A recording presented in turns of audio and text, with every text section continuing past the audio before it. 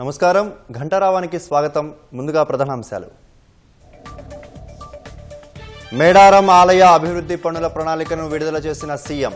గిరిజన జాతరను జాతీయ పండుగగా గుర్తించి నిధులివ్వాలని కేంద్రానికి వినతి. ఆల్మట్టి ఎత్తు పెంపును అడ్డుకొని తీరుతామన్న మంత్రి ఉత్తమ్. జల హక్కుల రక్షణకు ఏ పోరాటానికైనా సిద్ధమని స్పష్టీకరణ. జీఎస్టీ ధరల మార్పును పర్యవేక్షిస్తున్నామన్న కేంద్రం. సెప్టెంబర్ 30లోగా క్షేత్రస్థాయి నివేదిక అందుతుందని వివరణ.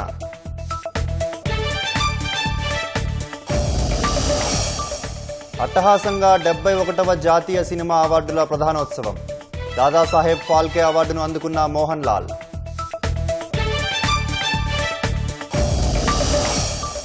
కోల్కతాలో కుండపోత వర్షానికి స్తంభించిన జనజీవనం.